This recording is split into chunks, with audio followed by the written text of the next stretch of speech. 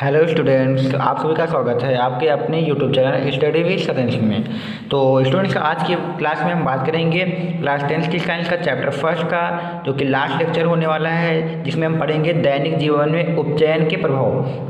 आप सभी को पता है कि हमने उपचयन को अच्छे से लास्ट के टॉपिक में अच्छे से कवर किया था। उसकी क्या हमारे दैनिक जीवन में क्या क्या प्रभाव पड़ सकते हैं, उन्हीं को हम यहाँ पे अच्छे से डिस्कस करेंगे। ठीक है, उपचयन का मतलब आप सभी को एक बार फिर से बता दें कि ऐसी अभिक्रिया जिसमें ऑक्सीजन की वृद्धि हो या हाइड्रोजन की कमी हो, उसे हम उपचयन अभिक्रिया कहते हैं। तो यहाँ पर हमारा मेनली रहेगा ऑक्सीजन की वृद्धि, यानी अगर ऑक्सीजन की वृद्धि हो रही है तो कहा जाएगा कि उपचयन अभिक्रिया है। अब ये दैनिक जीवन में कैसे कैसे इसके प्रभाव रहते हैं, तो यहाँ पे पहला प्रभाव पड़ते हैं जो कि होगा संक्षारण। ठीक है, ये जो संक्षारण है हमारे यहाँ पे दिया हुआ है, ये उपचयन की क्रिया से ही होता है, यानी उपचयन का प्रभाव ही है जो कि संक्षारण है। तो समझ लेते हैं पहले यहाँ पे इसकी डेफिनेशन को, फिर इनको एग्जाम्पल को अच्छे से यहाँ पे समझेंगे।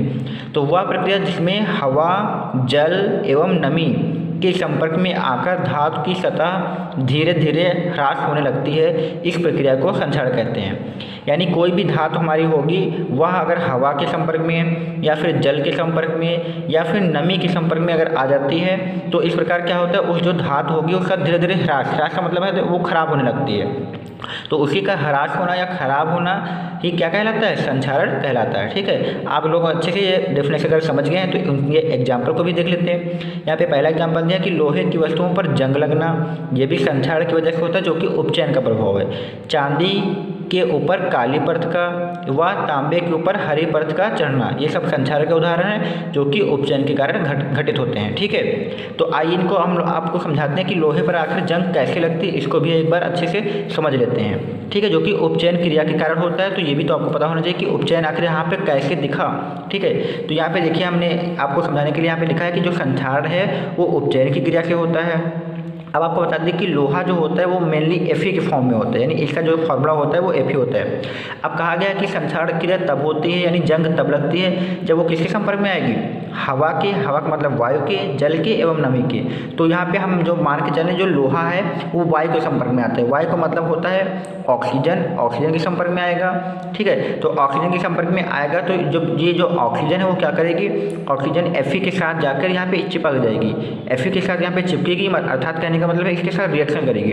तो रिएक्शन करेगी तो Fe के साथ यहाँ पे ये FeO बना लेगी। क्या बना लेगी, FeO बना लेगी। यहाँ पे O2 है तो यहाँ पे 2 से गुणा कर देंगे तो यहाँ पे बैलेंस हो जाएगा। यहाँ भी 2 से गुणा कर देंगे तो हुआ क्या, यहाँ पे जो कि हमारा लोहा था यानी हमारा आयरन था, ऑक्सीजन के संपर्क में आकर क्या बना लेता है, FeO, जिसे हम क्या कहते हैं, फेरस ऑक्साइड।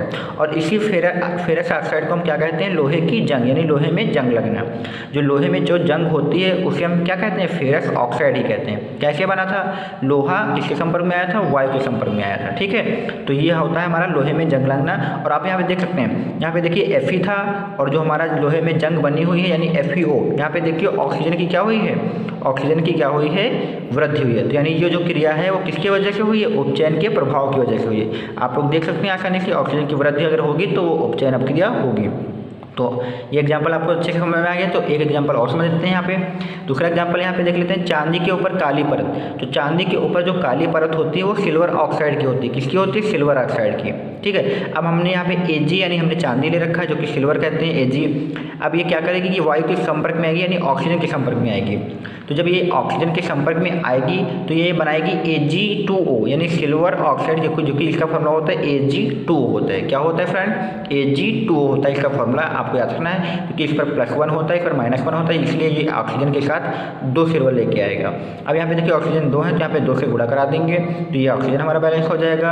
और Ag यहाँ पे 2 दूनी 4 हो जाएंगे तो यहाँ पे हम 4 लगा देंगे। तो यहाँ पे देखिए जो Ag2 यानी सिल्वर ऑक्साइड बना हुआ है, इसे ही हम कहते हैं कि चांदी के ऊपर काली परत चढ़ना। तो जो काली परत वो होती है वो सिल्वर ऑक्साइड के रूप में होती है, यानी सिल्वर के ऊपर क्या आ जाता है, ऑक्सीजन की परत बन जाती है। वो ऑक्सीजन की परत बना के क्या बना लेता है, सिल्वर ऑक्साइड। तो ये हो जाएगा चांदी के ऊपर काली परत। ये भी क्या है, उपचयन का प्रभाव है। अब यहाँ पे देखिए ये उपचयन क्रिया हुई या नहीं हुई। यहाँ पे देखिए Ag1 था, इस रिएक्शन में देख लीजिए Ag के साथ क्या आ चुके हैं, ऑक्सीजन। जब ऑक्सीजन की वृद्धि हो जाए किसी धातु में तो वो क्या होगा, उपचयन होगा।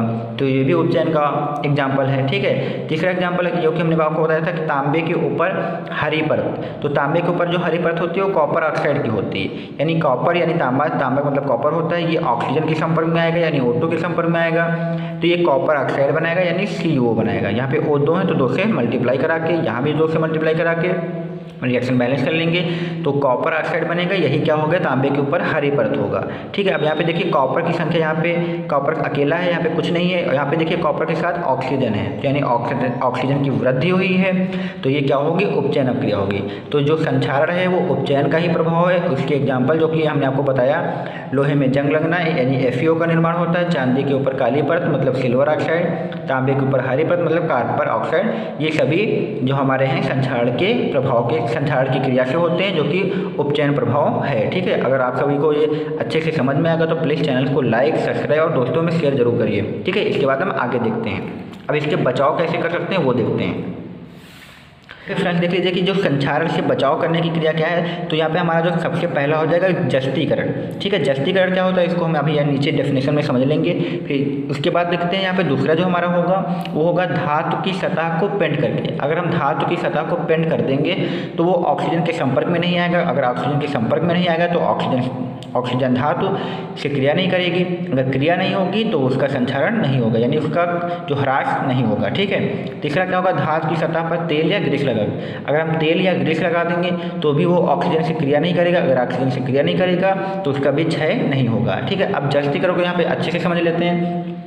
किसी धातु की सतह पर, कोई भी धातु हो, किसी धातु की सतह पर विद्युत लेपन, यानी विद्युत लेपन का मतलब होता है कि विद्युत के द्वारा से पिघलाकर, विद्युत लेपन द्वारा जस्ते की पतली परत चढ़ाने की प्रक्रिया को जस्तीकरण कहते हैं। यानी किसी धातु के ऊपर, यहाँ पे एग्जाम्पल के द्वारा समझते हैं, मान लेते हैं हमारे पास ये एक क्या है, हमारे पास एक धातु है जो कि इसे हमें क्या करना है, इसे बचाना है। तो क्या करेंगे हम, विद्युत लेपन द्वारा, विद्युत लेपन होता है कि विद्युत लेपन के द्वारा किसी भी चीज़ को पिघलाते हैं। अब यहाँ पे किसको पिघलाना है, जस्ते को। जस्ते का मतलब होता है जिंक, जिंक को क्या करेंगे, विद्युत लेपन के द्वारा पिघलाएंगे।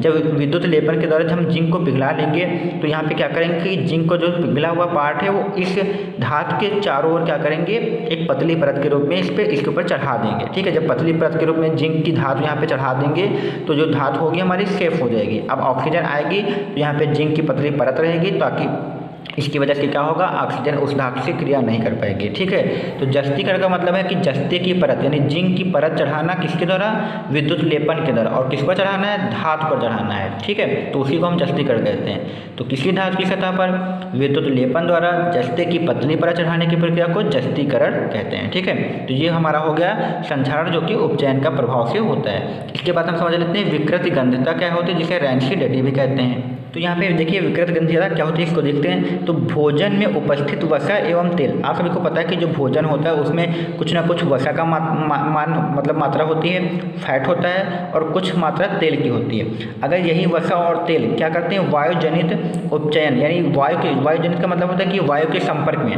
वायु से क्रिया कर लें। ठीक है, इसका मतलब यही है वायुजनित उपचयन, जिससे उसका स्वाद एवं गंध बदलकर बदबूदार हो जाता है।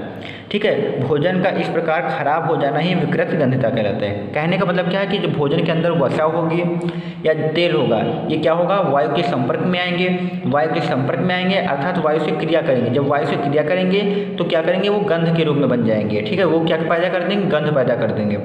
गंध पैदा कर देंगे तो जो भोजन हमारा होगा वो बदबूदार हो जाएगा अर्थात वो खराब हो जाएगा। खराब हो जाएगा तो उसी के खराब होने की क्रिया को हम क्या कहते हैं, विकृत गंधता कहते हैं। ठीक है, तो आप सभी को ये विकृत गंधता भी अच्छे से समझ में आ गया होगा, उम्मीद करता हूँ।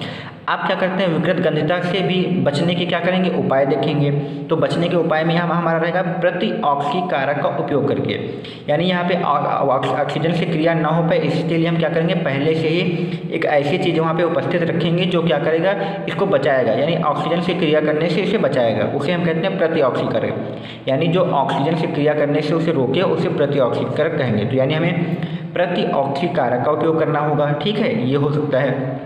दूसरा क्या करेंगे कि वायुरोधी बर्तन में खाद्य सामग्री रखकर, ठीक है, दूसरा हो सकता है कि हम क्या करें, जो हमारी खाद्य सामग्री है वो वायु के संपर्क में ही ना आए। तो वायु के संपर्क में तभी नहीं आएगी जब हम वायुरोधी बर्तन में रखेंगे। ऐसे बर्तनों में रखिए जहाँ पर वायु ना जा पाए, तो वो कैसे बर्तन होंगे, वायुरोधी होंगे। ठीक है, तो वायुरोधी बर्तन में खाद्य सामग्री रखकर भी हम विकृत गंधता से बचाव कर सकते हैं। तीसरा क्या कर सकते हैं, वायु के स्थान पर नाइट्रोजन गैस द्वारा, ठीक है, यानी जहाँ पर वायु होती है उस जगह पे क्या करते हैं, पूरे वातावरण को चेंज करके वहाँ पे नाइट्रोजन गैस रख देंगे। अगर वहाँ पे वायु गैस होगी ही नहीं तो वायु गैस यहाँ पे क्रिया करेगी नहीं, तो यहाँ पे बदबूदार या खराब खाना तो होगा नहीं। तो वहाँ पे क्या करेंगे, वायु की जगह पर पूरे जहाँ पर हमारा भोजन होगा, जहाँ पर हमारा खाना होगा, वहाँ पर नाइट्रोजन गैस का वातावरण बना देंगे। तो ऐसे भी हम विकृत गंधता से बचाव कर सकते हैं। चौथा होता है शीतलन द्वारा। आप सबको पता है कि जो हमारा खाना होता है वो लंबे समय तक उसे सही रखने के लिए, यानी ख़राब होने से बचाने के लिए हम लोग क्या करते हैं, फ्रिज में लगा देते हैं। वहाँ पे लगाने से होता क्या कि फ्रिज में लगाने से जो होता है कि वहाँ पे उसे ऑक्सीजन की भरपूर मात्रा नहीं मिल पाती है। अगर ऑक्सीजन की भरपूर मात्रा नहीं मिलेगी तो ऑक्सीजन भोजन से क्रिया नहीं करेगा, और क्रिया नहीं करेगा तो वो खाना खराब नहीं होगा। इसलिए हम क्या करते हैं, इसे फ्रिज में रखते हैं। फ्रिज का मतलब क्या करेंगे, हम शीतलन द्वारा, ठीक है, उसे शीतलन देंगे यानी ठंडा करेंगे। तो शीतलन द्वारा भी हम विकृत गंधता को भी बचा सकते हैं। तो ठीक है, तो इसी के साथ ये हमारा टॉपिक जो है पूरा कंप्लीट हो जाएगा, और ये हमारा चैप्टर फर्स्ट पूरे तरीके से अच्छे से कंप्लीट हो चुका है। इसके बाद हम क्या करेंगे, इस चैप्टर की हम NCERT एक्सरसाइज को भी आगे करेंगे, तो कि इससे क्या होगा कि हमने जो भी अच्छे से पढ़ा हुआ है वो वहाँ पे जाके हमारा अच्छे से क्लियर हो जाएगा। तो नेक्स्ट पार्ट में हम NCERT एक्सरसाइज की कुछ क्वेश्चन को डिस्कस करेंगे। तब तक के लिए इतना ही। अगर आप सबको ये वीडियो पसंद आया तो प्लीज़ चैनल को लाइक, सब्सक्राइब और दोस्तों में शेयर करना मत भूलिए।